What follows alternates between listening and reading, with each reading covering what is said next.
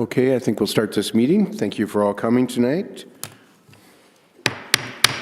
Please stand for the Pledge of Allegiance. I pledge allegiance to the flag of the United States of America and to the republic for which it stands, one nation, under God, indivisible, with liberty and justice for all. Okay. Item 3, approval of the agenda. Entertain a motion to approve the agenda. So moved. Second. Second.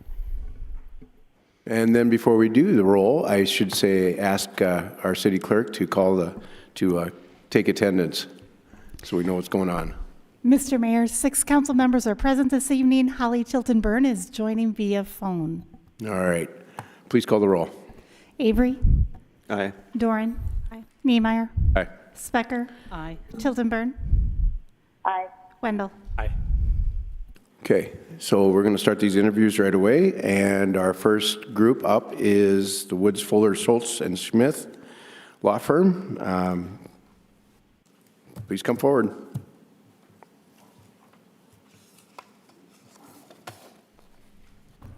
I should say that the council will be asking questions, and you guys have a presentation for 20 minutes, and then we ask questions for 30 minutes, and then thank you for coming. And then later on, both of you will be up here, and the public will have an opportunity to ask questions then. Sounds great.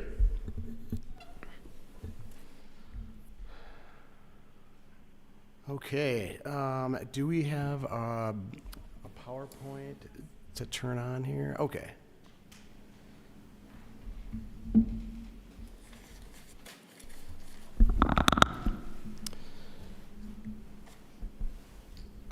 Is my microphone in a good place? All right. Thank you for having us here today. We appreciate the opportunity to present our proposal to you for legal services for the city attorney position. I'm Vince Jones. I'm with the Woods Fuller Law Office out of Sioux Falls, South Dakota. I have with me here today Susan Rasmussen. Susan has been working on municipal matters with me for some time, and with that, we will jump right in here. A couple of photos of us, not with us today, but we thought it was important to represent them on this slide as they will be part of our supporting cast. Is James Moore, and he's on the top left of the right side there, the 3 pictures. James wanted to be here today. He was here for the earlier interview. Unfortunately, he is at the law school today giving a presentation on eminent domain, so he sends his regards. James is a senior litigator in our firm. He joined the firm in 1991. His primary practice is, like I said, litigation related, and he's got a fairly extensive relationship and history with the city of Brookings. I can go into some of that history in a little bit. On the top right there is Jim Wiederick. Jim Wiederick is our senior attorney at Woods Fuller. He specializes in contracts, leases, real estate development, and his specialty above all is contract drafting, construction contract drafting. And he also has a history with the city of Brookings in that area. And finally, on the bottom right, there's Seth Lepore. Seth is one of our newer shareholders. His primary practice group or practice area is litigation related. In municipal matters, he's also helped me with ordinance drafting and things like nuisance abatement and code enforcement. So the reason that I highlight the 4 people in addition to me is because this would be the primary team that would assist me in the city attorney duties for the city of Brookings.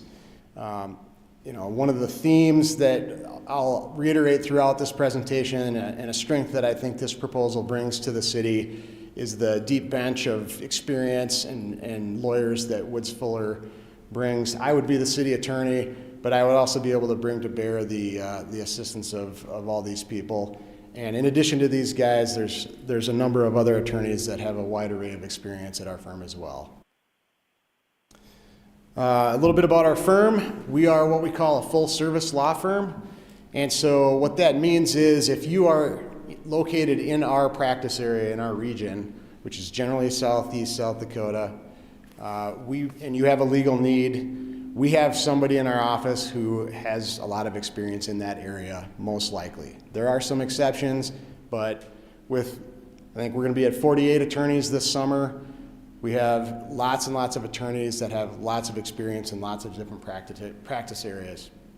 We have offices in 3 states, South Dakota, Minnesota, and Iowa. We represent municipal clients in all 3 states, including Brookings. And I'll go into that a little bit more later. A little bit about me. I grew up in Sioux Falls, born and raised there. I went to college at St. John's University in Minnesota. After spending 4 years in Minnesota, I couldn't wait to come back to South Dakota. So I went to law school at the University of South Dakota and graduated in 2004, started at Woods Fuller, and I've been practicing there ever since. Vince? Yes, sir. If we could have you sit down, IT is letting us know that the audio isn't coming through for the people at home watching. Certainly. Thank you. All right. So early in my career, I have a very wide base of experience in the legal world. Early in my career, I was mostly doing litigation-related matters. I started off doing some personal injury work, criminal defense, some contract litigation, and other business-related litigation. Then my practice kind of morphed into more of a business-related focus as my clients and my community contacts kind of evolved and their needs changed. I moved more towards the corporate real estate development contracts world. And then 2008 happened and the economy changed and I became a collections attorney virtually overnight, and I developed a pretty good expertise in doing that. I still maintain kind of a foothold in that world. That keeps me in the courtroom a little bit. I have a little bit of criminal defense work that I still do, not very much, but I do have experience in that, and I think my past experience in that area combined with the collections work, it suits me for the small claims and criminal matters that municipal clients often require. So nowadays I concentrate mostly on the contract, real estate, and development world. The reason that I've stayed with Woods Fuller for 21 years is because I feel like the firm shares the same values I have. Generally speaking, I think that in the practice of law, you need to take something home with you other than a paycheck. And to me, it's important to feel like you've left a place better than how you found it. And, you know, I do that at work. I have to feel like I'm building something. I have to feel like I'm helping somebody. I have to feel like I'm solving a problem. And so the practice of law has been very rewarding to me in that respect. I'm also heavily involved in the community. I've listed some examples of some community involvement that I've had up there. I just completed about a 9-year stint on one of our local homeless shelter boards. I was the president for a couple of years. And I mention that in particular because it really allowed me to work closely with the city of Sioux Falls in a manner that I had never done before in dealing with the indigent community and the unique problems that population presents. I work closely with the chief of police, with the chief of fire, and with the mayor and the mayor's chief of staff on a lot of issues there. I found it rewarding. I think everybody who has the opportunity to work at a homeless shelter, volunteer at a homeless shelter, should do that. I also volunteer in a bunch of other capacities as well. I'll go back to Woods Fuller's values in a moment, but why Brookings? Why does Woods Fuller, and why do I want to be present in Brookings? And I would say, why not Brookings? Brookings has got a lot going on. I love the tagline, bring your dreams. We have extensive client connections in Brookings. We have private individuals. We have banking relationships. We have small business clients, medium business clients. We've got work with the university and the Board of Regents. So we have lots of connections with Brookings. And as I mentioned previously, we also have had an office presence in the research park for about 10 years. We think Brookings is very well run. It's got a lot going on for it. It's growing. And we think that a city of Brookings size is going to throw off a lot of really interesting legal work that we would love to be a part of. So we think it's a natural fit. And we also have a fairly extensive history with the city of Brookings as a firm. Why Woods Fuller? Why does Brookings want to work with Woods Fuller? Well, as I mentioned before, we have a deep bench. We have around 48 attorneys. By hiring me as the city attorney, you would also get the benefit of the expertise of all the other attorneys in our office. We have a lot of different practice areas, and we work in a lot of different industries. So back to firm values. We have a commitment to community, and we like to give back to the communities that give a lot to us. So I've got up here a couple of examples of things that we've done working with the local food bank. You'll see lots of jerseys in Sioux Falls and surrounding areas with Woods Fuller signs on them. I snuck in a Jackrabbit sign in the top right there. We do engage in some community activities up here in Brookings. And I recently had the opportunity of participating in a community service campaign that our firm has been pushing on our website. If you see me in the middle there, that's one of our activities that I helped the firm set up. We're serving food at the homeless shelter there. My partner, Jen Washi, on the left there, is president of the Humane Society. And then Heath Oberloh on the right-hand side there was heavily involved in the Veterans Community Project. These things are all things that we contribute our legal expertise to. We serve on boards. And again, it's our way of giving back, and we think it's important for community and economic development as well, because when you work to solve community problems, you work to improve your community. So here are some more examples. If you look at the top left, that's Jesse Flynn. He's our attorney in Worthington, Minnesota.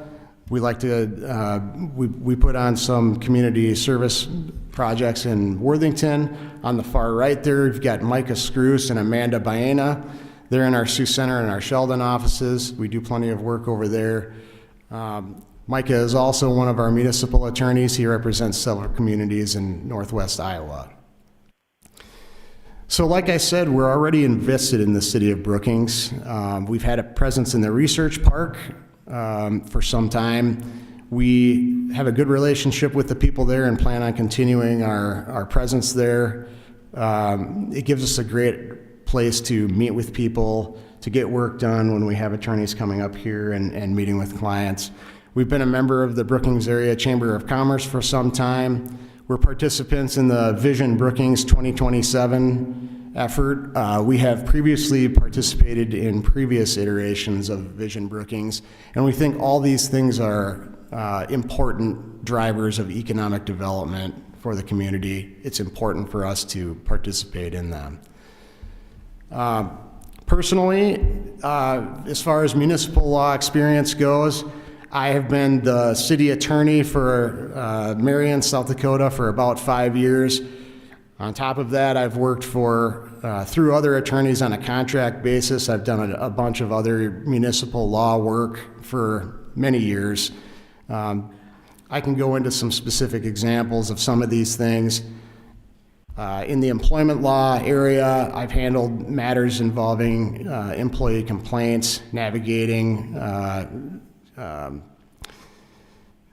the complaint process, and in one instance we handled a police officer complaint that involved a union contract recently. We were able to navigate that and secure a good result for everyone involved in that matter. I've handled and we've handled as a firm a large variety of litigation, including condemnation. We handled a condemnation matter for the city of Marion in 2022, I believe it was, which involved a fairly extensive construction project, tearing out and replacing the Broadway street, which is kind of the main drag in Marion, from facade to facade. and there was a landowner that had some property in the right-of-way, some things we didn't know about, the right-of-way not being exactly where it was supposed to be according to the plats, and we were able to work through all of that and ultimately save the construction season and keep the project moving. So there's we've worked on a number of different construction contracts for municipalities. We do that all the time. We often participate in ordinance drafting. Sometimes it's to tweak ordinances that already exist because we experience situations where we feel like maybe the ordinances could be improved in order to allow us to deal with the situations that we're handling in a little better manner, maybe give us a few more tools to deal with those things. And sometimes it's to add entirely new ordinances to deal with changes in the law. And an example of that would be the recent changes in cannabis law in South Dakota. We also do research projects randomly for multiple municipalities. Recently, Susan and I handled a matter for a municipality that involved a community member who wanted the city to pay for a bunch of damage that they had suffered to their home as a result of flood from recent rainfall. And we researched the issue and were able to inform the city that there's good authority that they do not have. They don't have to pay for the damage to the property. There was some inverse condemnation discussion on that. We thought it was interesting enough that we put that article up on our website, so if you Google that, you'll be able to read it if you wish. We do lots of interesting work like that, and you know, I think one reason that I enjoy working for municipalities is the wide variety of the work that they spin off. You might be working on, the example I have used recently is you might be working on a wastewater treatment project in the morning, permitting issues or construction issues, and then in the afternoon you might be handling human resources matters, code enforcement, or nuisance abatement. And with my wide base of experience and the variety of experiences that I've had in the legal world, I really like that variety. So I enjoy the different types of work that working for municipalities requires. As I mentioned, we've had extensive experience working with the city of Brookings. Lots of attorneys from our firm have done lots of things. This is a partial list of things that we were able to provide as a list of cases that we've handled. Most of this on the litigation side has been James Moore. Some of this has been litigation in court. Some of it has been settlements related to threatened litigation.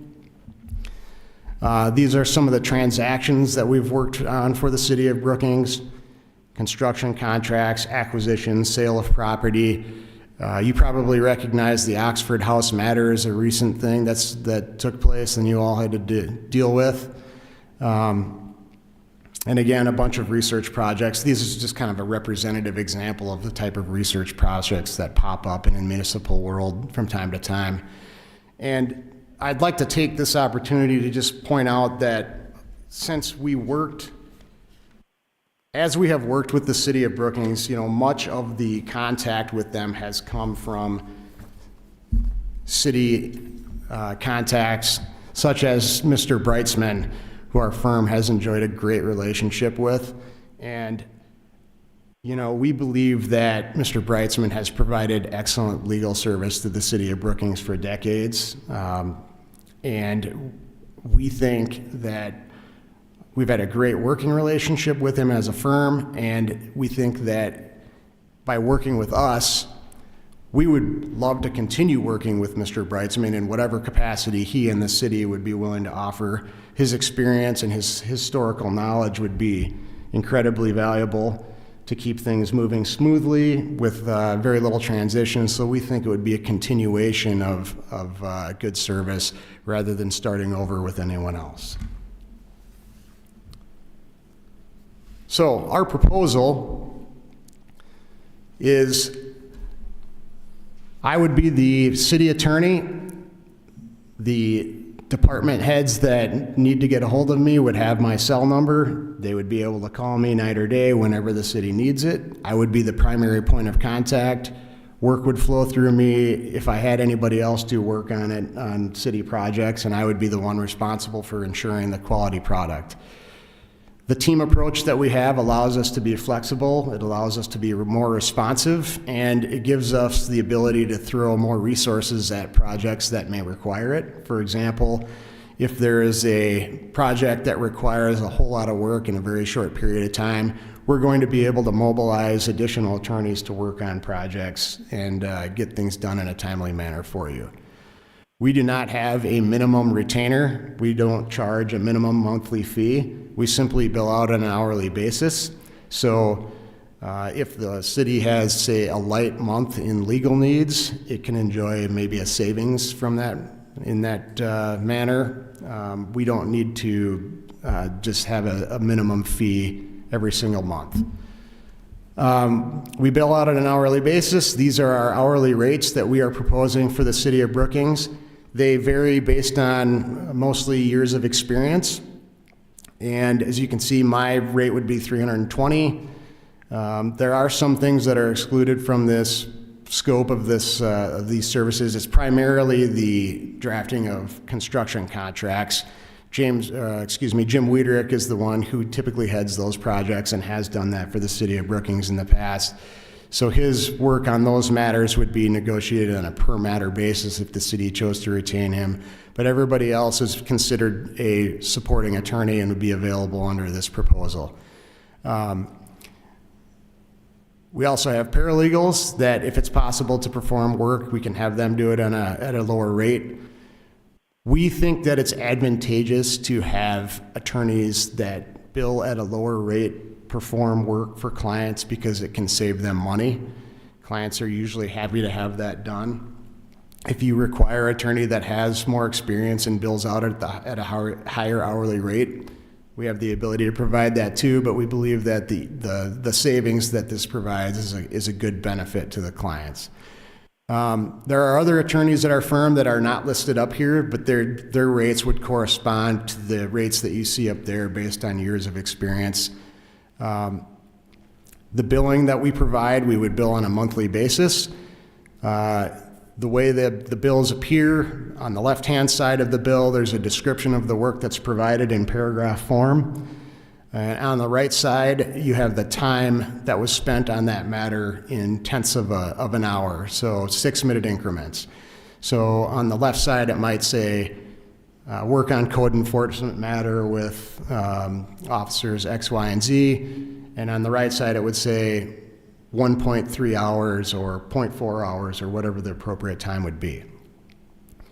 We have the ability to be flexible if the city has specific billing requirements. For example, if they want to receive separate bills for separate matters. If there's a specific instance where they want to separate out the billing for, say, a code enforcement matter and keep the rest of the general legal work on a standard bill, we can do that. Sometimes that's important if there might be attorney's fee recoveries involved because you want to separately track those expenses. So we can be very flexible in that matter. Another way in which we could work with the city to make sure that they're satisfied with the type of invoice they receive is sometimes we can block bill where we are very descriptive about the work that's performed and have kind of a larger block of time listed, say 1.2 hours or something like that, or we could split it up into very specific tasks and have them a very detailed itemization. So whatever the city would like, we can accommodate. We typically consider rate increases annually, usually to be effective about the first of the year. We would bring that to the city's attention that we were considering rate increases I don't know, November, whenever the city felt that would be appropriate to do that on the city's timeline. Usually the rate increases are based on the rate of inflation. We just want to keep the rates competitive based on the rate of inflation. So the change in the CPI is largely what we go off of. As far as travel, we are willing to bill our travel time at 50% of our hourly rate. The way I see that, we buy the drive up and you guys drive the way back, and I think that's a fair split, recognizing that, you know, there's an expense to you guys having to hire an attorney that has to drive a ways to meet with you guys, and at the same time, we appreciate the opportunity, so we want to share that cost with you. We are also able to do things to decrease travel time and save money. We're all very experienced in handling matters by phone and video conference and teleconference. So those are things that we're all willing to do and often do. So once again, we appreciate the opportunity to present to you, and you know, there's lots of work that we could do. We're seeking to work with the City of Brookings because we think it's interesting work, it's work that we want to do, and we think that the City of Brookings is well-run and is going places, so we want to be involved. And we'll take any questions that you might have. All right, thank you, Vince. I think what we'll do is we'll have Holly ask the first question, and we'll just do one question each, and we'll start with Holly and then go with Bonnie and go to our left. And then Holly can start again if we have time. So Holly, you got the first question.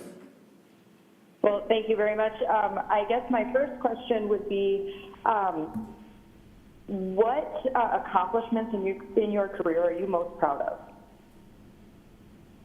I'm sorry, could you repeat that? Yep. What accomplishments in your career are you most proud of? Accomplishment in my career that I'm most proud of.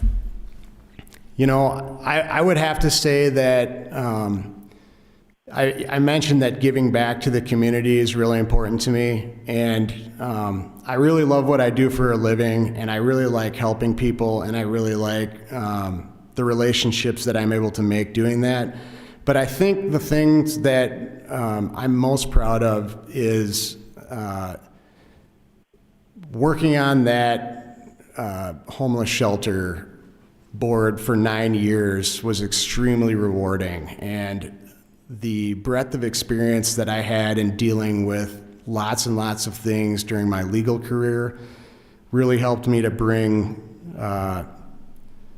you know, what I felt was really good, helpful advice to that shelter at times when it really needed it. And I really felt like that gave me probably the greatest sense of accomplishment that I've had as an attorney.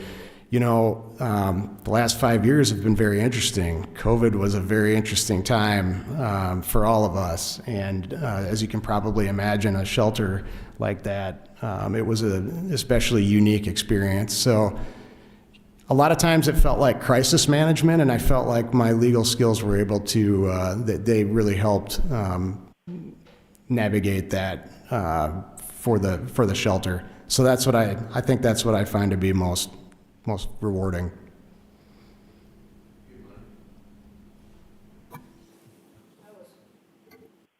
I was fortunate enough to sit in when the leadership team interviewed you, so I think a lot of my questions have been answered, but I still have quite a few, so we'll keep going around. I'm just going to do a circle, and everybody gets a question. Okay.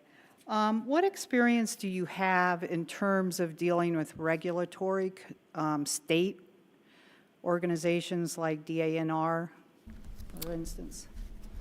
Thank you. I have extensive experience dealing with the DANR. So the case that I have been working on the longest in my legal career has to do with a mining site in the Black Hills. And my firm started working on that case in 1997 when the mining company abandoned the site. It's called the Gilt Edge mining site out in the Black Hills near Lead.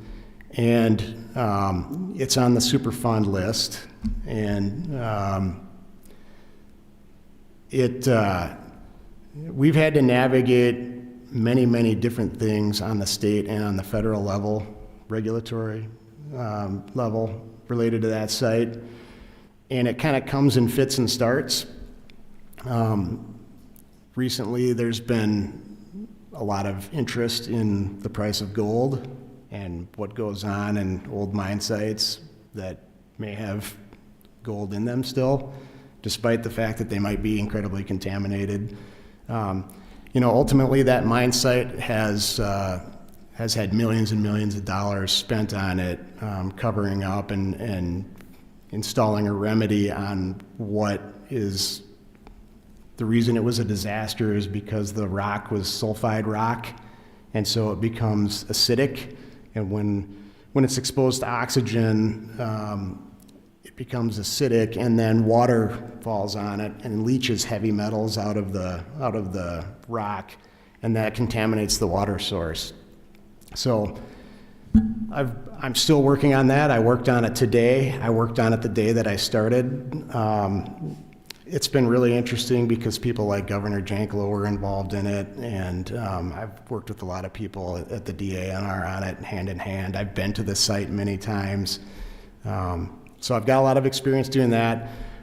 On top of that, I've been involved in permitting for water wells. I've been just across the border in Minnesota for water rights matters in the Brookings Aquifer. So I've dealt with confined animal feeding operation matters and lots of experience in the environmental world and working with the DANR, formerly two other entities that were combined. Thank you. Yeah, just a very basic question. We've been fortunate to have our city attorney with us at almost every meeting that we have, and we rely on him quite a bit. Do you anticipate from the beginning that you would actually attend our meetings, or more of a virtual attendance, or see how it goes, or what's your thoughts there? Well, obviously, whatever the client wants and needs, I recognize that you guys are used to having a city attorney here. So I wouldn't be here if I wasn't willing to be here at the meetings in person. And I assume that you're going to want me here in person. I would want to be here in person fairly often, especially at the beginning, so that I can form relationships with the department heads and the counselor, and just generally get to know people. So I'm definitely willing to be here when you need me. If going forward you decide that there are some times where a virtual presence is fine, and it might save you some money to appear virtually, that's fine with me too. We can certainly accommodate that. Thank you. I'm going to pass. Go ahead, Bree. All right, so my first question is kind of a two-parter. So the first is, what is your approach for resolving differing legal opinions among multiple stakeholders, for example, departments, elected officials, and community members? And from that, what is your philosophy or considerations on how to recommend the best approach forward? Well, I think a lot of times the differing legal philosophies usually comes from differing goals. And in the end, I think it's really important that the city attorney remain neutral. What you want from a city attorney is sound legal advice that tells you what you can and cannot do. And a lot of times there's a range within which you can operate depending on the subject matter and the area of law. So I think a lot of times the city attorney's role is to lay out those guardrails and say, you can do this, you can do this, you can do anything in between, kind of paint those corridors, and then you let the policymakers decide what the policy is going to be.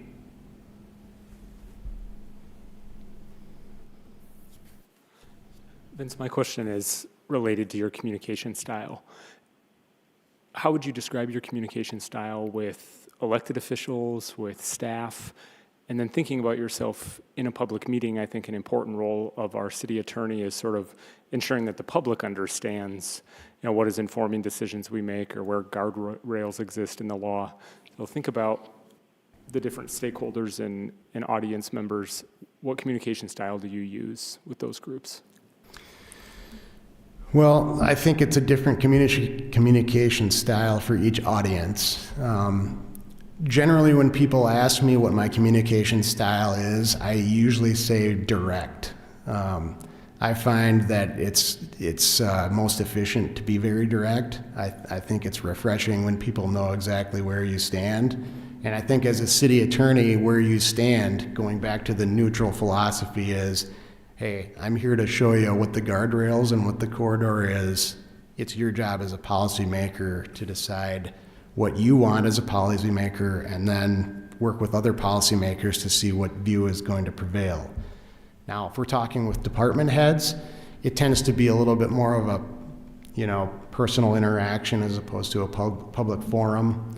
Although there can be personal interactions with counselors as well.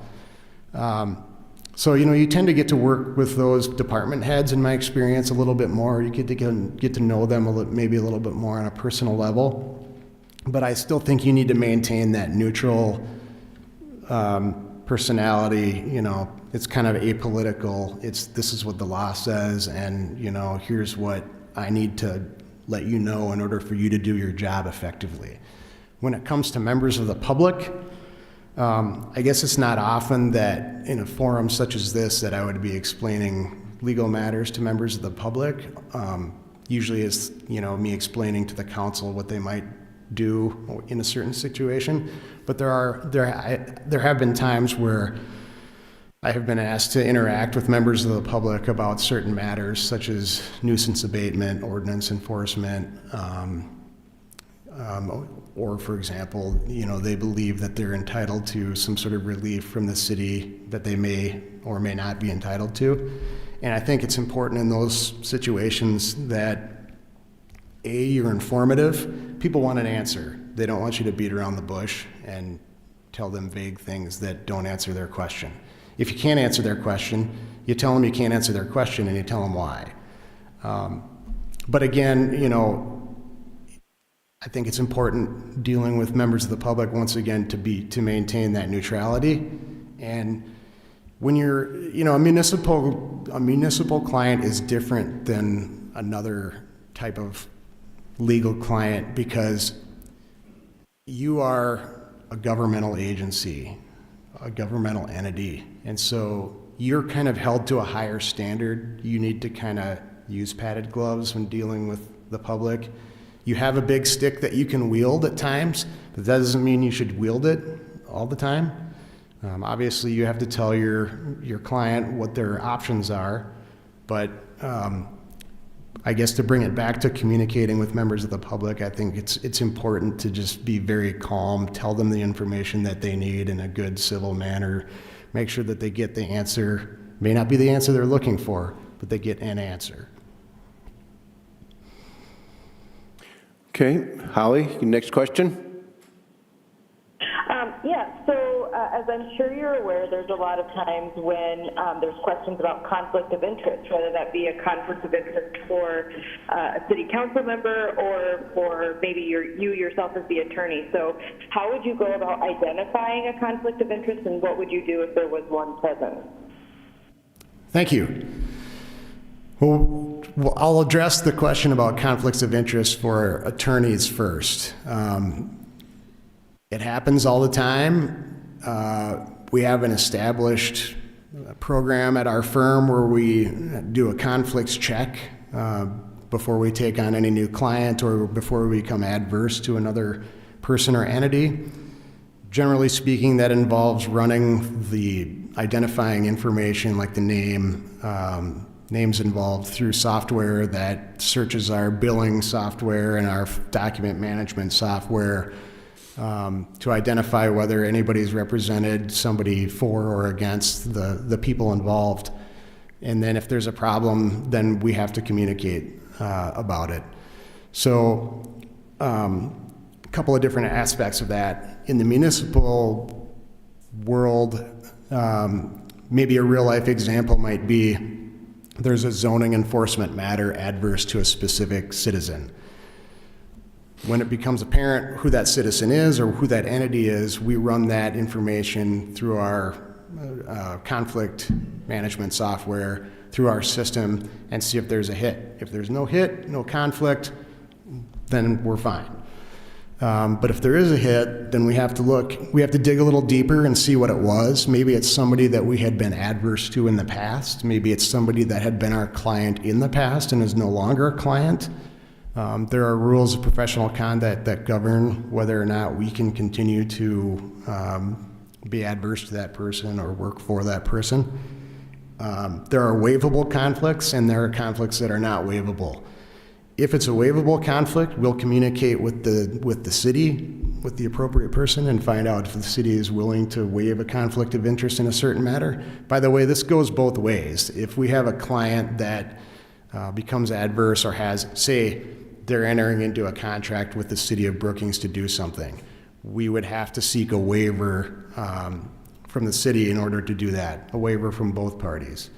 And we do it all the time. There's established protocols that we use to do that with other municipalities, such as the city of Sioux Falls.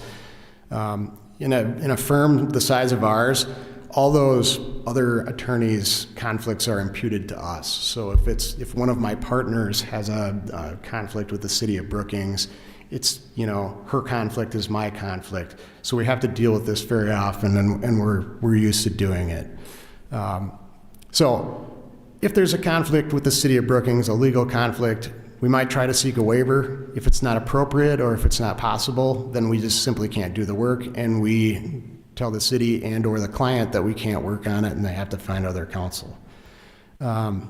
With respect to conflicts of interest on the city council, I've navigated situations where we've had subjects come up before the city council that involve the business interests of a councilor, and those are always a little bit sensitive. Usually if the information is communicated that, hey, this directly involves your personal affairs, you have a conflict of interest, you probably should not be involved in the voting or discussions on this matter, that usually resolves itself. I've never been involved in a situation where somebody has refused to do that, but if that ever happened, I think it would be pretty easy to identify that and push the issue. So I think that answers the questions. Okay, Bonnie? Yeah. It's my understanding that because this will be a contract between Woods Fuller and the city, that we can't go into executive session to discuss budgetary issues like we would if we were hiring you, say, as personnel. So I just want to ask a couple questions on the budget. One of them is, Ms. Rasmussen, who was a paralegal for a long time, is a lot less expensive than you. I know that the city would like someone up here during, city council meetings, but also there's the weekly magistrate court. Would it be possible, since you're both, it sounds like you're going to be acting as a team, if she did handle those types of more routine procedural things, and then only spend 6 minutes telling you about it the next day? Susan, would you be willing to do that? I mean, could something like that be worked out to minimize the cost to the city without sacrificing the legal input there? Absolutely, and the slide where we showed the hourly rates, again, that's the economic benefit that we think we can offer. If there's something that can be done by somebody who bills at a lower hourly rate, then that's something that we would like to pass on to the city. So Susan is more than willing to do that. Seth also does that. It's primarily the three of us that work on directly municipal matters in South Dakota, like James Moore and Jim Wiederick and others. They do other stuff too, and they support us. But we would primarily be the ones that would be responsive. It's primarily going to be me, but these others they're available as well. Thank you. And we also try, I'm sorry to speak out of turn, but we also try to be very sensitive about multiple meters running at once. So you organize who needs to do what, and you don't overlap. Thank you. Wayne? Well, I just had a question regarding some current things that are going on in the state with the legislature just passed a new law that says municipalities will have their elections coinciding with either a primary or the general election. Have you had time to look at that and see how that affects like the city of Brookings and the timing of our elections? You know, I saw that. It came across a couple of different mediums. One of them was the municipalities publication and the newsletter that we get. And I saw that you guys also have a vacancy, right? So I haven't had a chance to delve deeply into that, but I saw that and I thought about your vacancy, and I kind of wondered if that might afford you a new opportunity to fill it sooner rather than having a special appointment. But I've not had a chance to dig deeply into that. Yeah, all right, thank you. Okay, I'm going to pull one out that I heard Chief ask last week. Will Brookings have a dedicated attorney, and how will your firm respond to emergencies or after-hours legal issues that we may need to, that may arise over the weekends, since we are a very young and busy town? Yes. Yes, you'll have my cell phone number. I'll be the dedicated attorney. If you want, in the future, if you guys want to branch out, have multiple attorneys, you know, we could set up Susan and Seth and I to be available for you. It's basically what you want. So to start off, it would be me. You would have my cell number, Chief. You'd be able to call me whenever you needed me. All right. Go ahead, Bree. Thank you. So my question may be kind of a follow-up to Nick's previous question. In what ways do you see that you can promote transparency and public trust while managing sensitive legal or policy matters? Well, the open meetings laws are important. You know, I think that's one advantage that Brookings really has, the size it is and the sophistication level of its staff. I think, again, one of the reasons we want to work with Brookings is it does a good job and it has a lot of things going for it. Its staff is wonderful. And so a lot of the open meetings issues that I think occur in many smaller communities or smaller governmental organizations, you've got people here that are used to handling them and know that they need to comply with them every time, all the time, as a matter of course, and they understand or recognize what documents need to be public and which ones, can be shielded under what certain, what conditions, what constitutes a meeting that's going to require public notice. So I suspect that you guys probably handle that much better than many communities. Nonetheless, you need to be aware of the open meetings laws. It's a big deal, and we are. I think it's a good idea to have trainings on open meetings on a regular basis, not just for the counselors, but especially for the counselors. So that's one way. The other thing is, whenever I submit a document to the city, unless I can articulate a specific reason why I think that it would not be public, I assume that it's public and that it's going to potentially see the light of day at some point or another. And that's true for emails, unless I can cloak them in the attorney-client privilege in some matter. Okay, Nick. Can you describe your background or your experience with zoning or code enforcement for municipalities? Sure. From the private point of view, I often help people who are trying to usually develop land or put up new construction. We'll often go through in the development process a rezoning process, and so I've walked through that as a private citizen, helping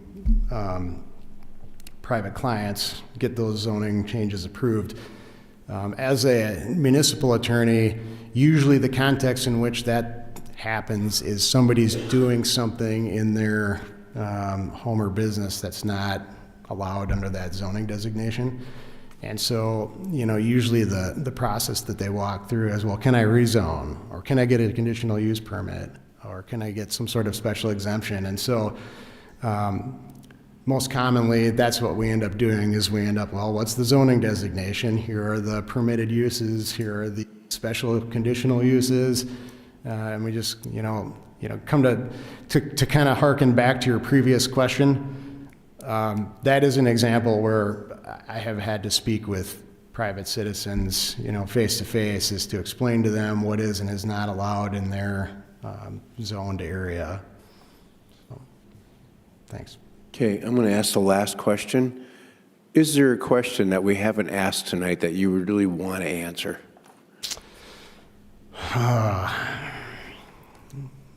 Does it draft order and who's going to be the number one NFL draft pick? No, I think the most rewarding work question, I think, was the one that I wanted to answer the most. That was enjoyable. So I appreciate your questions. All right. Well, we have a 5-minute turn here. I don't know if we have somebody going down to get the other firm, or how are we doing this? All right. Samantha Beckman's on it. Thank you very much, and we'll see you later. Thank you very much for the opportunity. And Sam will take you down as well.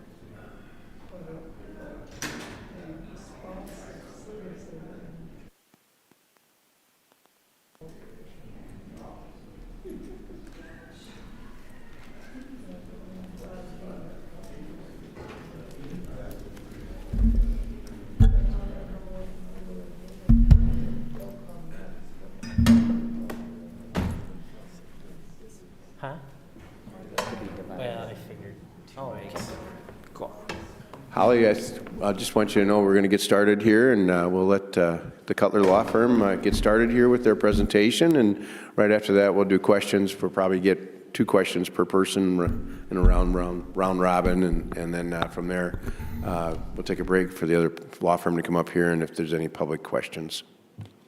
So go ahead. Sure.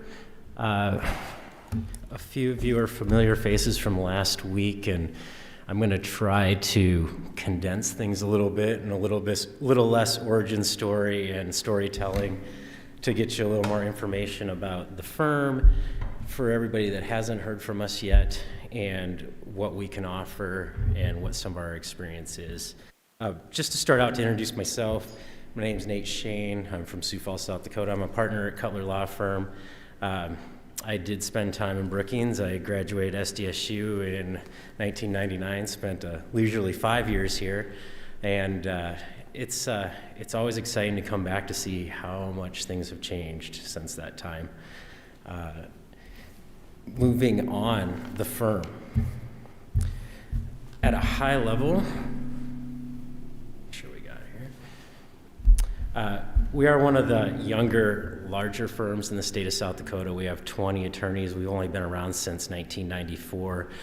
We pretty much cover the whole gamut of practice areas, with the exception of we don't do a lot of criminal law as far as defense work. We don't do a lot of insurance defense, but we do some. But otherwise, we kind of run the whole gamut in that. When it comes to municipal law, 20 plus years of experience in it. Personally, for me, it's 17 years. Our longest standing municipal client is the city of Garrettson, and that's going to follow behind with 17 years with Harrisburg, and Chamberlain's going to come in after that, and Oklahoma is our most recent. And those are the ones that we are actually in the capacity of city attorney, serving those municipalities. We do things for other municipalities when it comes to public finance and bond work, be like Canastota, Ulrichs, and then a lot on the lender council side when there's private placements with municipalities. The thing that I like to focus on with our firm is the collaboration between all the attorneys in how we serve our clients. And I think here that's an important aspect, because with a city the size of Brookings, you get to the point where you kind of need like the general go-to attorney on municipal issues. You kind of need your code enforcement, litigation attorney, you need your HR attorney, and to have all that under one roof in staff would be rather expensive. And this is a way that you can have that without having to have 3 to 4 full-time attorneys on staff. And the way that we work is why I would be the point man and the calls would come to me. I mean, unless we get to a point where you just know, oh, I got an HR question, I call the HR attorney. But it comes to me and I'd be like, filter the issue. I'm like, okay, we got this. And if I can't figure it out and it's not in my wheelhouse, I reach out to Meredith, or I reach out to my partner Nicole if it's an HR matter. So that's the advantage of having a larger law firm help you guys out. And the other thing I would probably say, this is a change for the city of Brookings leaving the community for your legal services. And that's come up in some of our other communities where residents might say, well, why are you leaving? Well, one of the things that the cities run into is conflicts. And when you have a local attorney, sometimes serving as your city attorney, you can tend to bump into a lot more conflicts. While we do serve clients all throughout the state and border states, we don't have an actual office presence here. So while we might have a client here and there in Brookings, it's not an area that we're drawing a lot of business from. So that would hopefully cut down on prospective conflicts of interest. Here we go. I mentioned our current municipal clients we have right now. City of Chamberlain, we've been doing their work since 2009. City of Harrisburg, 2007. Garrettson, 2004. Oklahoma's the most recent in 2018. Each one of those is unique and has its own story, and I really won't get into that, but different forms of governing. None of them are home rule, I'll tell you that right out of the gate, so that would be a learning curve as far as getting up to speed on home rule. But all these cities are a little different in how we serve them, how they want to be served, and that's when we come to Brookings, I'm not going to say this is exactly how we're going to do your work. It's going to be a relationship where we have to learn what you're expecting of us, what you're looking to us for, and we can hopefully get a good plan in place on how to serve you. And in some of these, I've got started out with strong city engineers, and that was always the call, and that's evolved to a city administrator. Been strong mayors before, and those have evolved to something else. And you have changes in administration, and you have different focuses of those councils, and sometimes the phone's ringing off the hook, and other times you don't hear from them for a long period of time. So everyone's unique, and I don't think I can put in a can, this is exactly how we're going to do this for you, because there's going to be a learning curve, and it's gonna take some getting to know each other. So I brought my two partners with, and as I go through this list, I'm going to hit some of these points, and then I'm going to turn it over to Eric and Meredith each to introduce themselves and talk about some of their areas. But these are, at a high level, the specialties that we deal with and that we can offer. General municipal law, I mean, that's a big umbrella there. I mean, as from basic as drafting ordinance and resolutions to statutory interpretation, advising on policy making, dealing with nuisance abatement and code enforcement. Lately, a lot of election and referendum questions have been popping up. That's something that haven't dealt with much in that whole time, but now all of a sudden it seems to be more and more. Land use and zoning, they're advised on proper zoning processes, and annexation, deal a lot with annexation and negotiating annexation agreements with developers. We've also been involved in assisting in drafting subdivision ordinances and the subdivision construction agreements that we have developers enter into to make sure that we have something to try to help the city if the developer doesn't go through with their plans as they have presented. And we work with Developers Council on issues trying to enforce those agreements as well. Public finance, that's one of my areas. I am registered bond counsel, so I do SRF financing with municipalities for water and sewer projects. I've been involved in private placements with banks for special projects, been involved in formation of tax increment financing districts, from as far as formation, the plan, getting it all implemented, and even on the financing side for both the municipality doing financing on that and the developers doing financing on that. I've seen a lot of that lately. There's been some talk about those being abused a little bit. I think they're being scrutinized a bit more.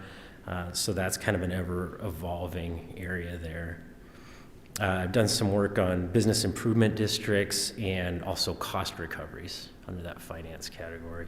Employment law, my partner Nicole is not here, but she is our employment law attorney, and that's pretty much all she does. And honestly, like, she has been getting a lot more requests from our municipal clients lately on employee handbooks, policy manuals, and then just day-to-day employment matters. And when I look at Brookings, I see a lot of staff and a lot of employees, and I think that is probably a good thing to have on hand to help serve you. on top of the employment law, she has experience in union negotiations, and just yesterday she was out doing workplace training, sexual harassment training, or what was her training yesterday? Yeah, sexual harassment training. Yeah. Open meetings and record keeping compliance. That always generally is a after the fact question, but address the issues as requested, and dealing with open records requests, that pops up every now and then when people put in a formal request. So I'm going to let my partner Eric talk a little bit about some of the areas he does, mainly since we're coming to government relations and lobbying. All right, good evening, everyone. Eric Erickson, originally from Summit. Did spend my time in Brookings at South Dakota State. Know a number of you from that, as well as from some of my subsequent work. Also worked out at Daktronics. When we think of government relations and that type of work, I've been involved with that since 2007. And of relevant experience to you, since that time I've been involved with counties and working on those matters. For the South Dakota Municipal League, I've been a lobbyist for them for the last 5 years, working on local government issues. Also a few other areas. I work with the public transit providers in the state, so Brookings Area Transit Authority being one of those. Also with the South Dakota Library Association, so worked, Aisha was the president just a few years ago, so worked with her on a regular basis. And that's been very helpful as far as understanding what's happening, what's coming up, what we need to be prepared for, and what we need to respond from what the legislature has passed in recent years. So that's been a very active part of my practice, and I think that's helped in this kind of representation. I think the next one was contracts, and looking at contract drafting and review. That's a large area of practice for our firm as a whole. When I'm not doing government relations, a lot of that is on the kind of the corporate council level. And a lot of those are nonprofits, a lot of those are entities related into government, and working with those folks on a level of preparation. We also have other partners in our firm who have worked on other areas with Brookings on things such as utilities, telecommunications, those type of matters. So our broad experience can be very helpful, as well as on real estate matters. You know, Nate spoke a lot of how we've worked with communities and building subdivision plans, those type of efforts. We've also had experience working with developers. So we know that from both sides of the coin, and really how to address those things. But turn it over to you. Good evening. My name is Meredith Moore. I am the litigator in the group. I have been with the firm since 2002, so 23 years this summer. And my practice includes a variety of things. When you start with a law firm when you're young, especially a smaller law firm, you do anything that you are handed. And so by virtue of that, I started off with some criminal law, some administrative law, and then was very fortunate to move into more specialized areas, such as telecommunications and utilities work. So I've had the privilege of working with SwiftTel before, and also Interstate Telecommunications Cooperative and a number of other co-ops around the state. Also do electric work, natural gas work, and some work with other similar types of utilities. So I spend a good portion of my practice actually before the South Dakota Public Utilities Commission. I also do some of the prosecutorial work when it comes to the municipalities that we represent. And that may be code enforcement, that may be watering violations, that may be leash law violations. So whatever manner of ordinance may be charged out and the city chooses to pursue, that is something I've done. I've done condemnation actions in the past and worked on a number of the nuisance matters. And as Nate alluded to earlier, depending on the cities we represent and their staffing, we have handled the matter from the drafting of the initial letter through the prosecution. So we are generally familiar with all stages of that particular process.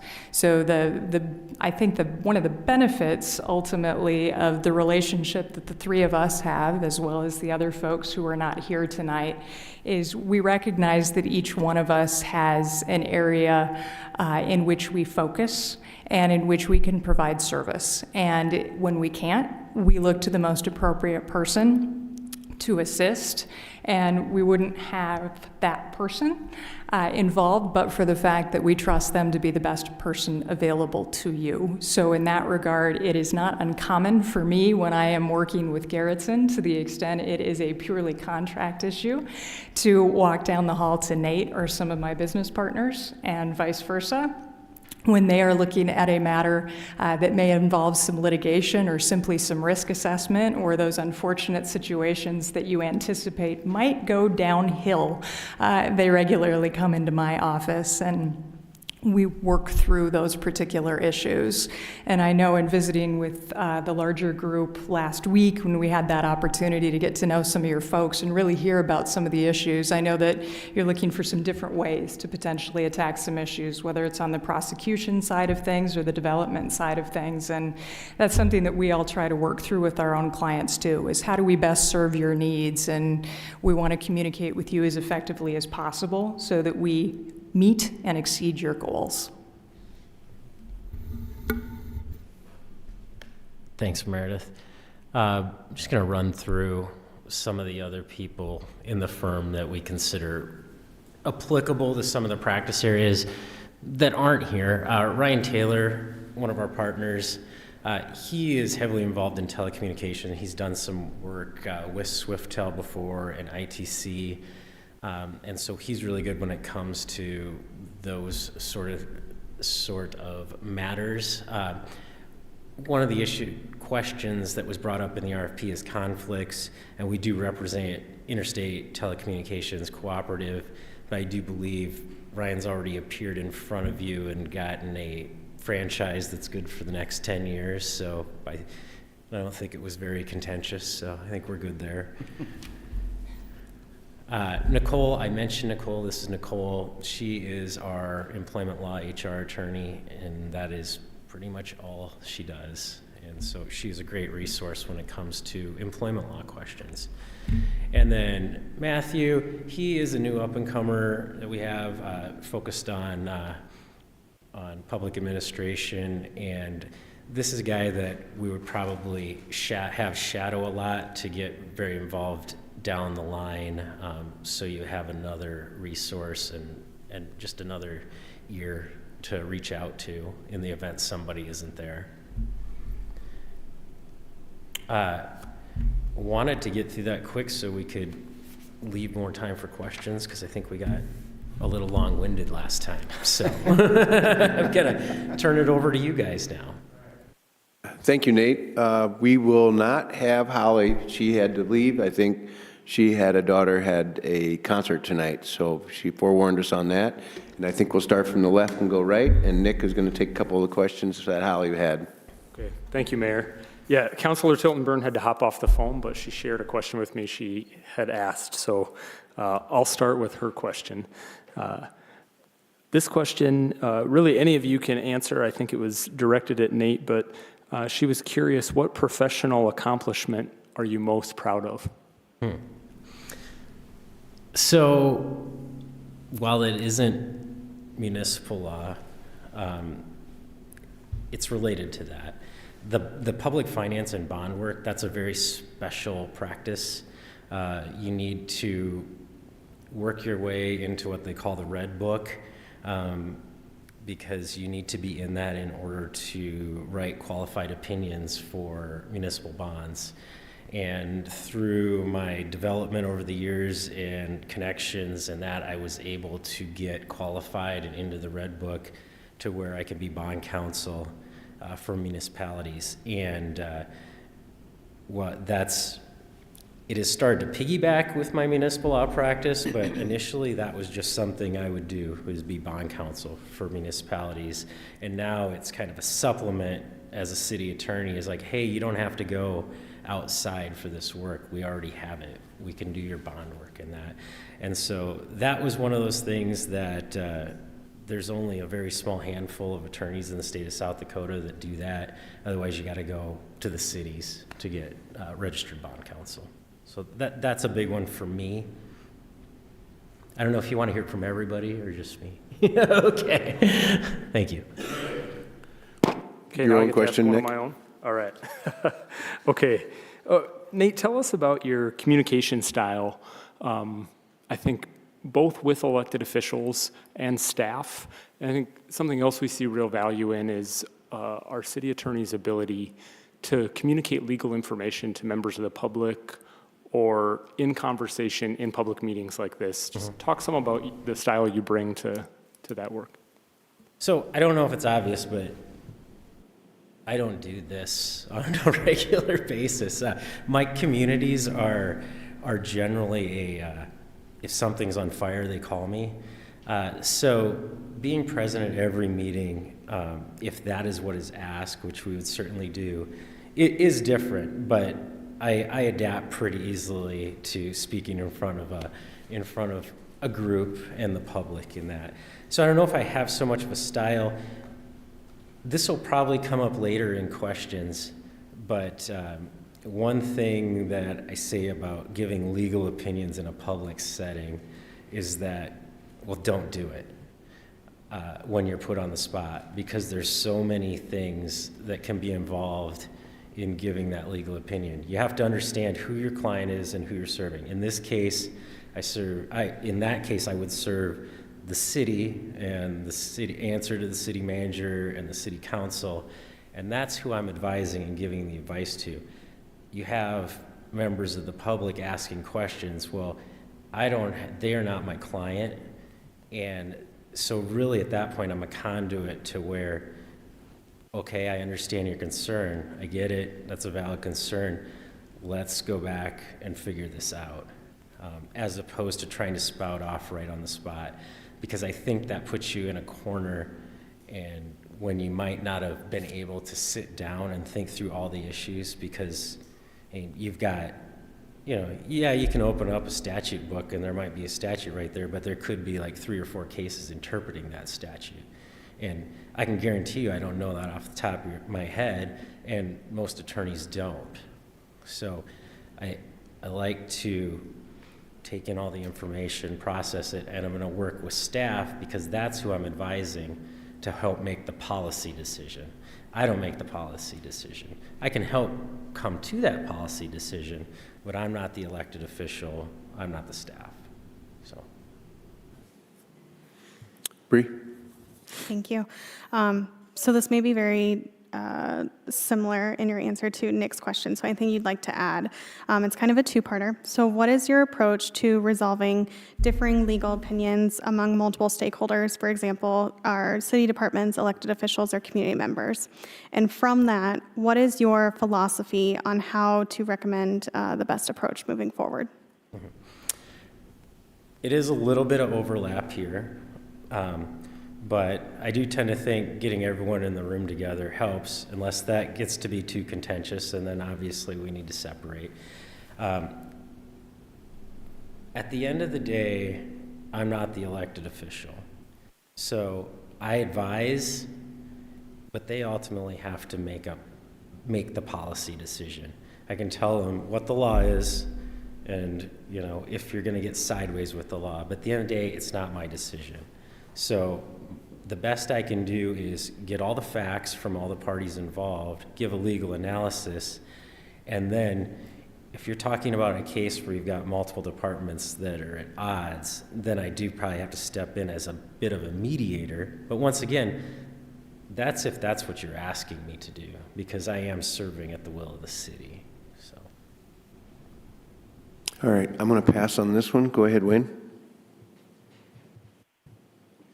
Well, the question I was going to ask, I think we've kind of covered it, quite a bit of it, is just that we're so used to having our city attorney here in the room, and and sometimes it probably wouldn't be required. What's your thought on that? I think what you're going to tell me is that we'll see how it goes, and that's probably fair. Mm-hmm. But at least there's times when we really need somebody in the room. Sometimes we don't.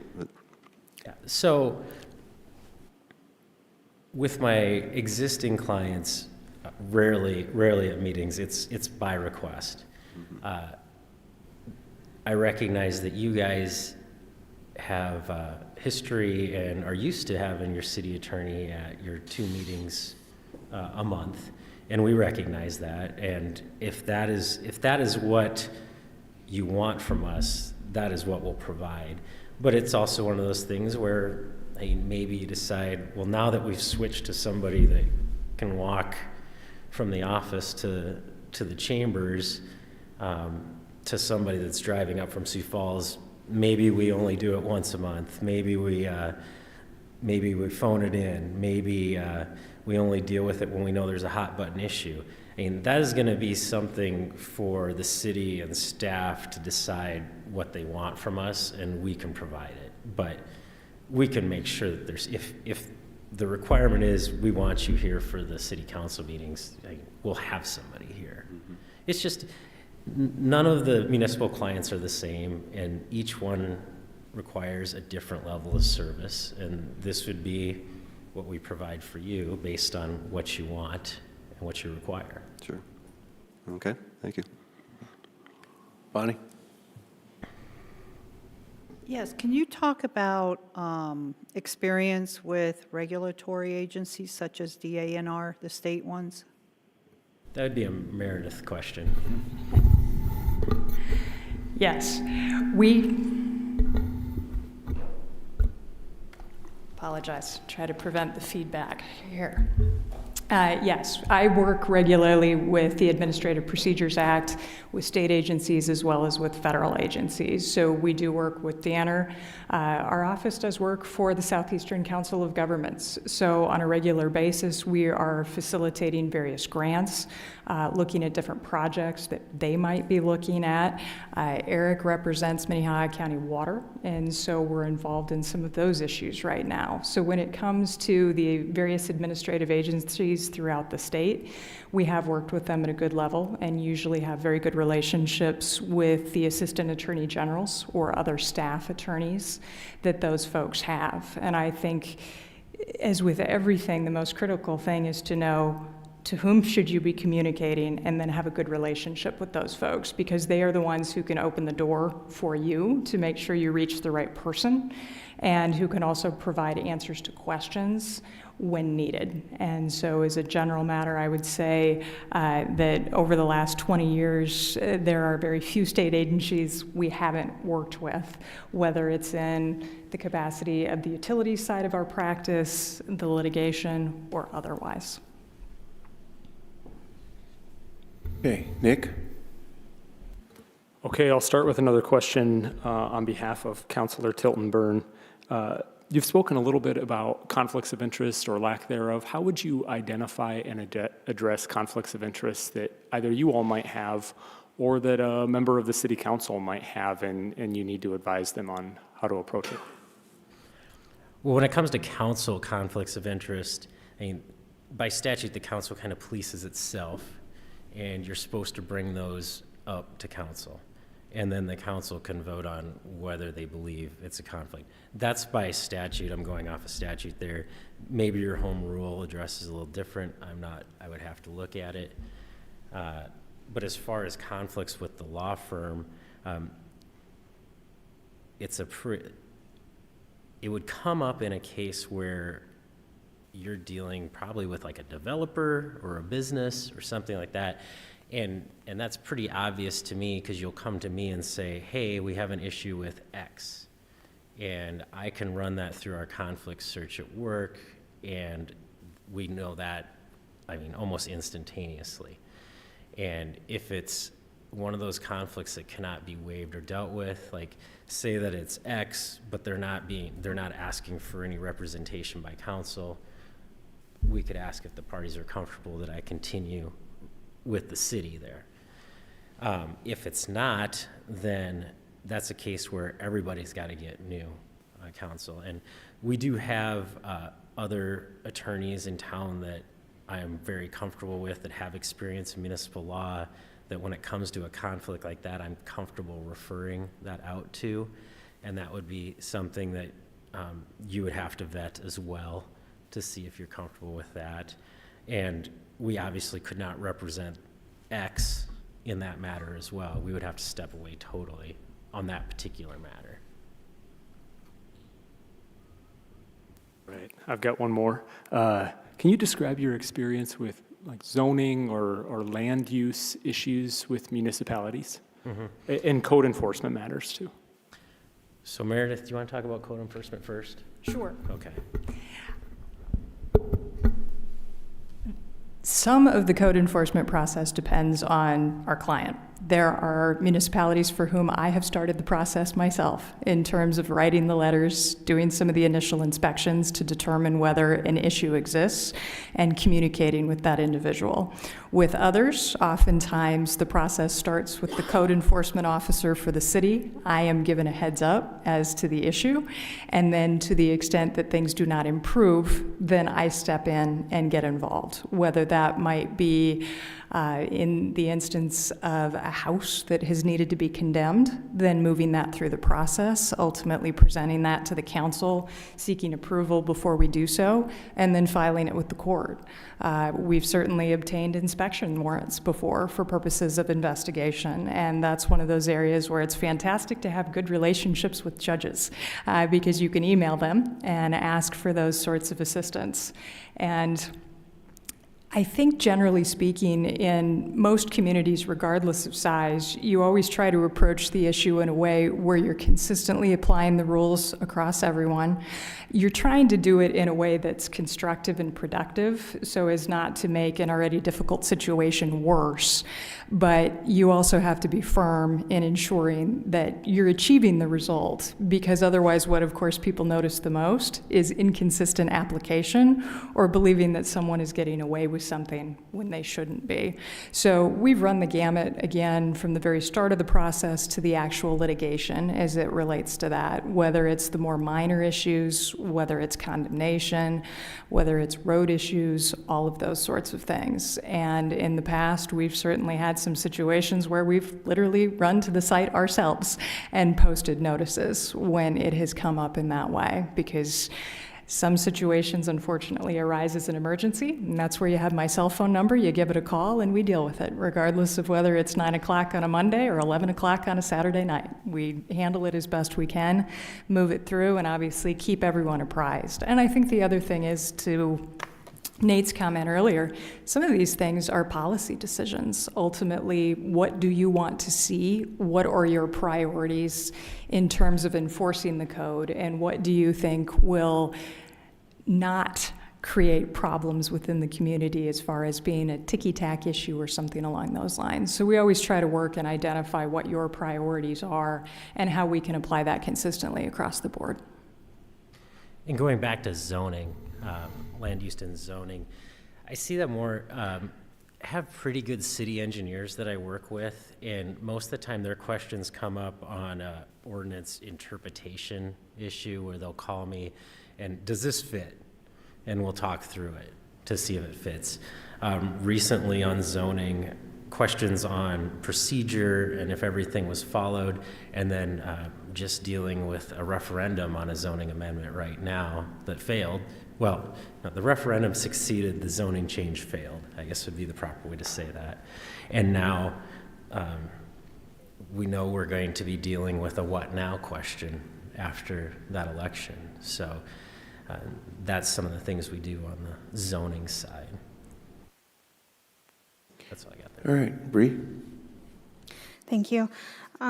Could you provide an overview of the financial aspect of your proposal? For example, do you have a minimum retainer, or following up on Councilmember Avery's comment about travel? And with that as well, do you look at increasing the rates at a regular schedule, or could you just overview all of the finances of your proposal? Sure. So in our RFP, we just simply stated that we bill hourly. We don't do the retainer. We visit our hourly rates every year for adjustment, but at the same time, every attorney has the ability to control their own rates.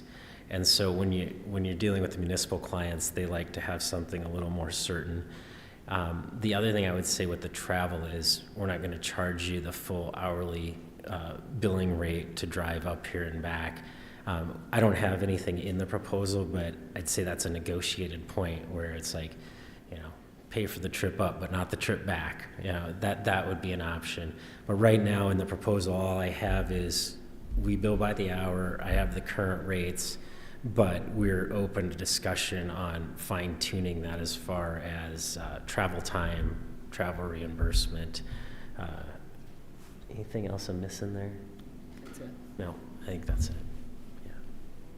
Okay, I was present last week, just so the public knows, and sat in with the staff one, and one of the questions that came out was your availability for weekend issues that the police department may have to contact you on, and how you would handle any of these situations that may come up. Cell phones, texting, email. That is the world in which we live these days. We live and die by those sorts of things, and as a general matter, I keep it on me for those exact reasons. I know when emergencies arise, those are not going to be between the hours of 8 and 5, and those do happen, and it is not uncommon for me to take a phone call on a Saturday night, a Sunday night, or other hours for that matter. And so we also have backups in the office. So we've got a bit of our own phone tree, if you will, for purposes of finding a substitute if one of us would happen to be on vacation out of state or something along those lines. And I will also tell you that I have handled things from other parts of the world on occasion. You take the phone call, you address it, and then to the extent that you need boots on the ground, we find the person to be there. Right. And so that's simply something that we know is a part of every job. You wouldn't be calling us if it wasn't an immediate need, and we're going to be as responsive as we possibly can. Oftentimes you can work through things on the phone. Other times it requires an in-person visit, and if that's what we need to do, we will do it. All right, thanks, Meredith. Wayne? I think my questions have been answered. I'd pass to Bonnie.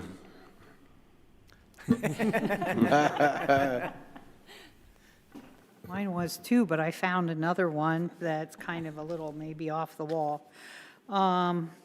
First of all, this isn't the question, but you've talked a lot about the utilities, and maybe this is clarification. That is not part of this position, correct? Correct. So BMU has their own, okay, I wasn't sure because you keep mentioning utilities and this isn't utility Well, I think related. the point is that we have the background and we're familiar Right. with that. In case we ever have to do something with BMU. No, the one question that may be difficult to answer, but what do you see as the biggest challenge of doing this with Brookings?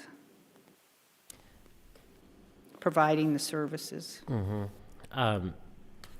I think for us, it will be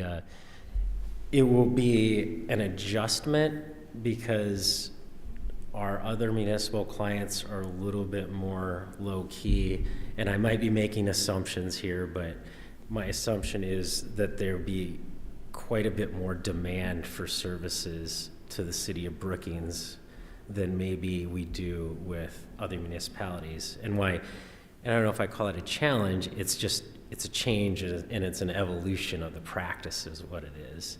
Whereas, sometimes I can handle 90% of the calls that might be coming from one of my municipalities, but here I see it as a bit more of a team effort. Why I am the city attorney and the gatekeeper, I see a lot more of the firm involved trying to make sure that the city of Brookings is getting the service that it needs and deserves.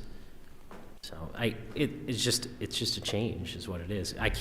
We do not have a comparable size city that I can point to saying this is what we do. So it's new. Okay. Thank you. Okay, I'll probably throw out the last question here. And I know the judge did this to you guys last week. Is there a question tonight that you were not asked that you want to answer?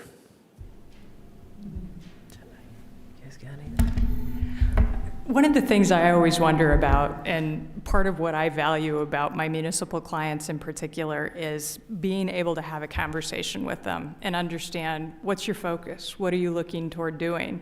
Some of the communities we represent are on the outside of Sioux Falls, so some of their concerns are we don't want to become Sioux Falls, we don't want to become this.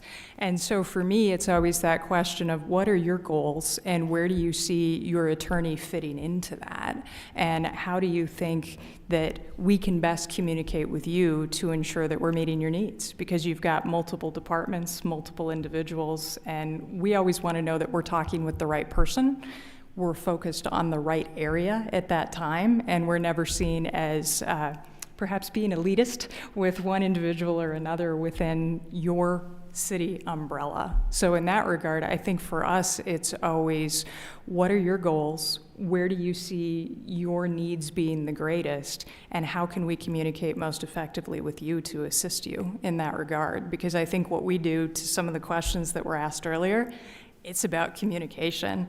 I mean, no one's ever going to accuse me of being short. No one's ever going to accuse me of not asking a lot of questions, and probably at times asking questions you think, that's nuts. Why do you need to know that? And it's ultimately because I want to know that I know everything to give you the best advice possible, because I don't do my job if I don't do that. And so to me, I think it's that if you can communicate what you expect from us and who within your administration we need to be communicating with at the outset, because we want to provide this. We want to be a good fit for you, and you need to feel like you're a good fit with us, ultimately. Otherwise, no relationship is ever going to take off the way that it needs to. All right. I think that we'll conclude the questions on there. And Shane, if you want to slide over and sit next to Eric, the other three will be coming up. Samantha will go get the other firm. And then from there, if council members have other questions, or if the public has any questions, that'll be the time to do it.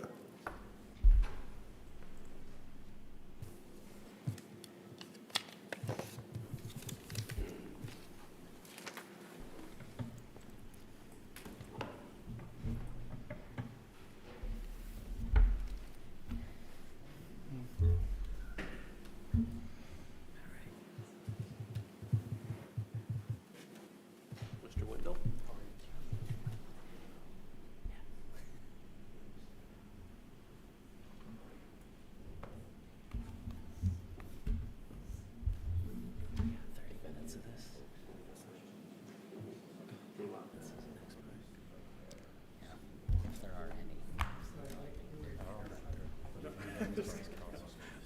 It's just like when they have to have a public comment period.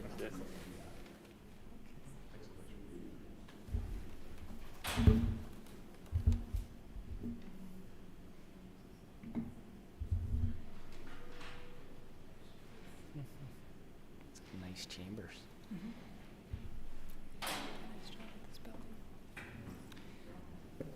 I like the city county aspect of it. Saves a building. Yeah. Our mother's family was east of Huron, ministered to by Hubert.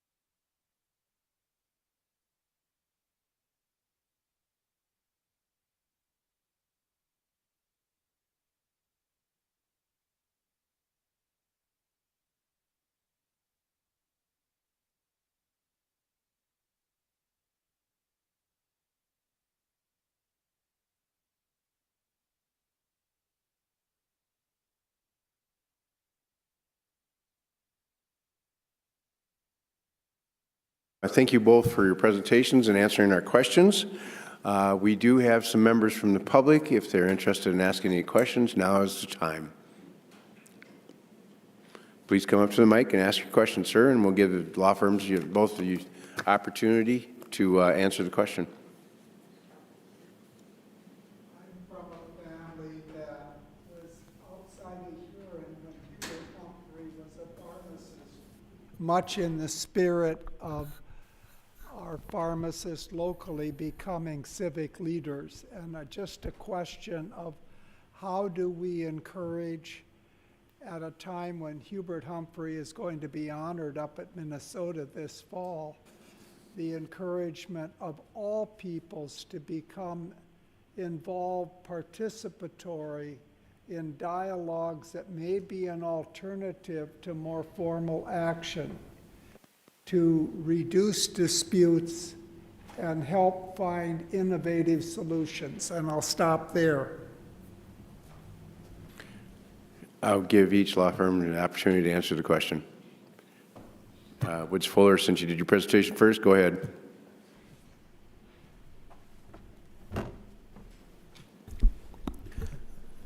I think that forums such as this are a great opportunity for the public to come and make themselves heard to public officials.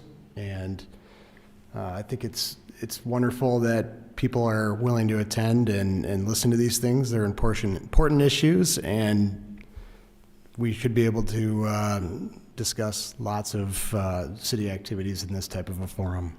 So.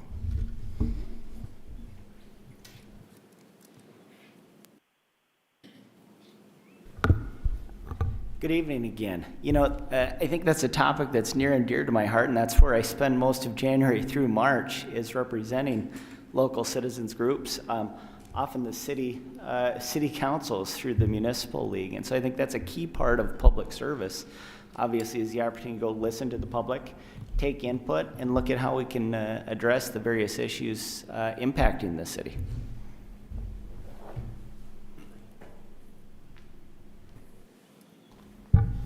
Expanding on that, I probably alluded to this a little bit in our presentation, but we do have to think about who our client is. And so when citizens or residents and non-residents approach the city attorney directly, I do have to advise them that I can't give them legal advice, but I will certainly take their concern to who the interested party would be, and make sure that staff, council knows what that concern is so that they can make a decision on how we're going to address it. And in the process, I can assist whoever the stakeholder is in this, in that policy decision, if that's what they want. So. Okay. Do we have any other questions from the public?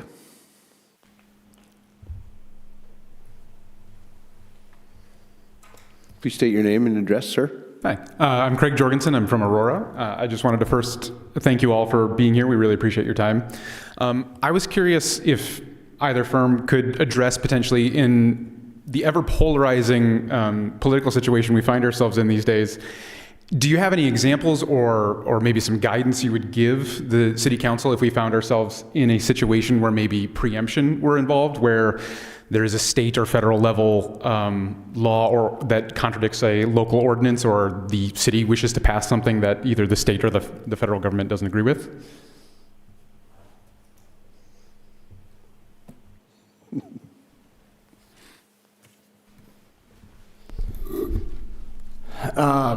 You know, with respect to politics, you know, I think there were several opportunities during our presentation where we made it clear that, in our opinion, the city attorney's role is not to be political. It is simply to research the law, advise the client on what the law is, and then allow the policymakers to determine what the policy ought to be. The city attorney's role is not to be a policymaker. However, being part of being providing legal advice is to perform the research that's necessary to determine what is legal and what is not legal, preemption is part of that. If there is a federal or state statute or other regulation that preempts what is allowed or what is being proposed by a city, it is the city attorney's duty to notify the council of that. And to me, it's as simple as that.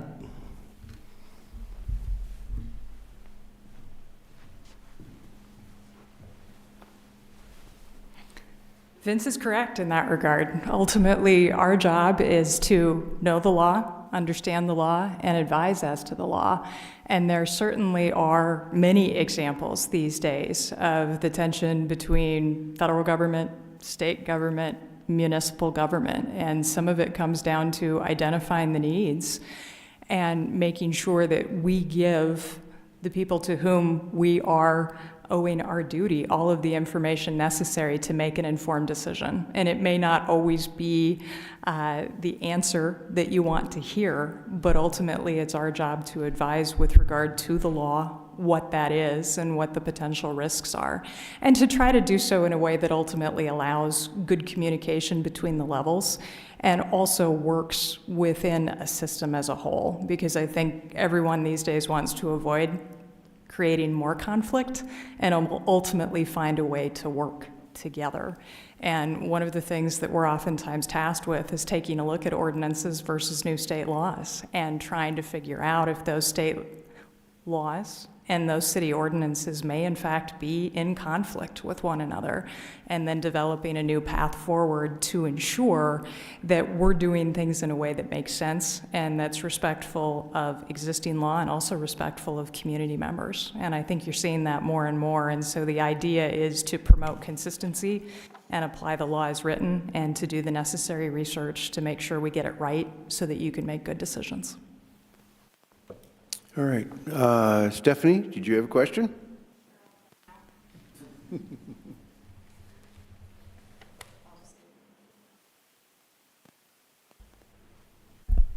Hi, Stephanie Mason. I'm here at Brookings. Thank you again for your firm's time and commitment. This microphone's a little tall. The question that I had was, you both talked about kind of taking a team approach to helping facilitate the needs of the city from an attorney perspective.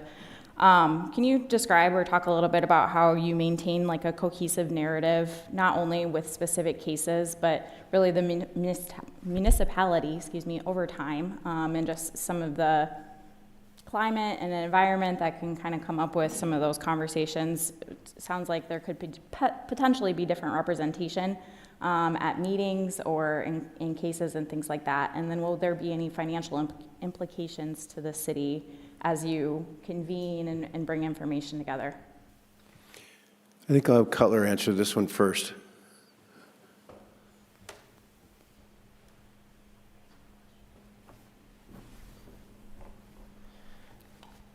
The one thing with the team approach is you do have to be careful as far as thinking about your client and not double billing. And while part of what she's talking about is kind of meet and confer with your partners, while Meredith might have the specialty and the most experience in dealing with code enforcement, she's going to come into my office and give me an update on that. So if I'm at the council meeting and it comes up, I can give you an update on that as well. But that time that she's in my office doing that is not on your dime. That's just getting me up to speed so I can go do my job when I'm up here advising city council in a meeting.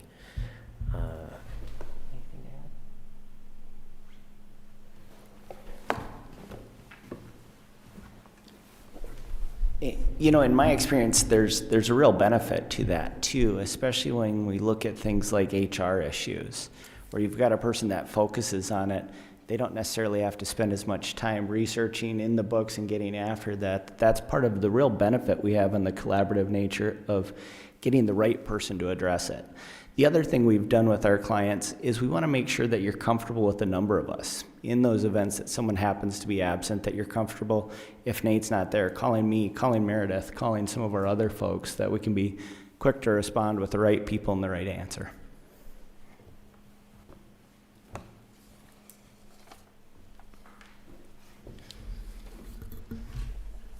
As I mentioned during our presentation, you know, the deep bench and the team approach that we bring to this proposal, I think, is a big advantage that our firm offers. I do think that it is important, however, that there is a lead, and you need to have a chain of command in order to have an efficient delegation of work, both up and down. There needs to be a point of contact on a primary basis for the city. I think that it is important for the city to develop relationships, if the city wants, with multiple attorneys. If they want some redundancy, if they want to realize the benefit of utilizing an attorney that bills at a lower hourly rate, I think there are advantages that can be realized by that. But at the same time, it is up to a point man or point person to be in charge, to be the focal point of all the information that is being brought to him by the people that are assisting in the various projects, and to be the point of communication for the council. So that point person needs to be a good organizer, needs to make sure that things are not being double billed, people aren't working on the same thing at the same time. And when the information gets brought to them, they need to find an efficient way to gather it, present it to the client, and make sure that the client's interests, both economically and to accomplish the goal that they're trying to accomplish, are realized. Thank you. Any other questions from council? If I can, just real quick, just for the public at home who may be watching, wondering why are we contracting out the legal services of the city? A little bit about the history here. Steve, our city attorney, who's been with us for many, many years, and we greatly appreciate, will be retiring here soon. Steve is a contracted city attorney for the city of Brookings. We've long had an attorney contracted for services. Roughly about 50 to 60 hours a month is generally the amount of time that an attorney generally provides the city of Brookings. With that retirement announcement, the city conducted a request for proposals that were submitted or solicited in January of this year. It was open for about a month and a half, 2 months, of which we received the two firms before us today who supplied us proposals that are in the packet for the public to view should they want to review those proposals. The process moving forward, we hope to bring an agreement to City Council to make the final decision April 22nd. At the end of the day, based on our charter and the code, City Council makes the final determination of appointing that city attorney. And so just wanted to clarify the process for the public at home and why we have contracted out the city attorney services. Mayor. Okay. So last chance, anybody got any more questions from council? Councilmember Specker. So this is sort of a wish.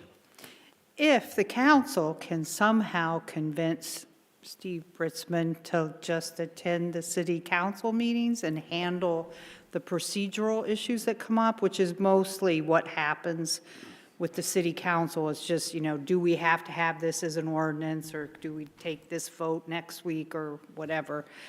Would both your firms be willing to work with Steve, I guess, on being, you guys would have the contract, but you could let Steve work part-time so that he could still retire, but no, I haven't talked to Steve, but see, this is not like, we can't do executive session, so I have to say it to the public. I think to an extent you're asking whether the firm would be willing to work with Steve into the future, knowing that there's probably a transition period. Right, because right. I would hate to put Steve on the spot at a public meeting. So, yeah. Would you be willing to do that? Not that it's going to happen, but it would give us some things to think about.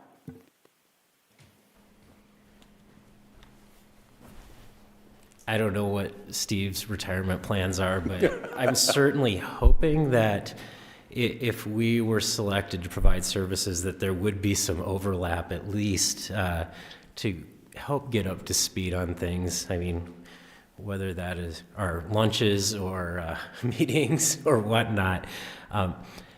But a little beyond that, we talked about this last week in the other interview.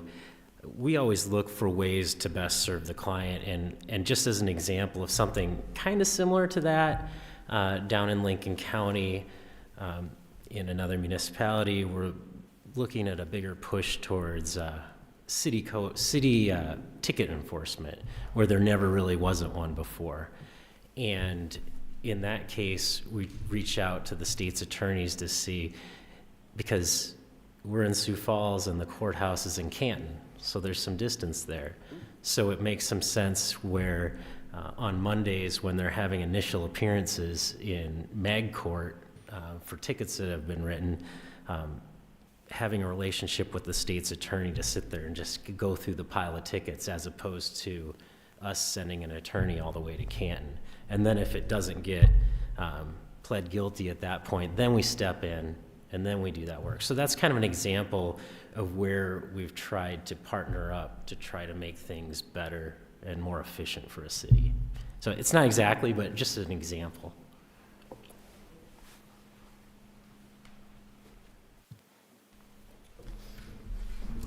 We would be more than happy to work with Steve for as long as Steve sees appropriate and as long as the city deems appropriate. As I mentioned during my presentation, we think that his institutional memory and the history that he has is extremely valuable for a smooth transition, and going forward, I can't think of a more simple way to say, yes, we are absolutely willing to work with him. So, thank you. All right. Council, have any other questions? Okay, so thank you both for coming this evening and actually applying for the job. I'm pleased that we had at least two very good choices. And the next step in this process, on April 22nd, the City Council will take action on selecting the city attorney, and we'll give you further notice. Next week, Tuesday, 5 o'clock, we are canvassing the votes from the municipal and municipal election. And then at 5:30, we get introduced to the council candidates. And no earlier than 6:30, we start our regular meeting. So I don't think we have any other things, so I would ask for a motion to adjourn. So moved. Second. All those in favor say aye. Aye. Aye. Those opposed, same sign. Meeting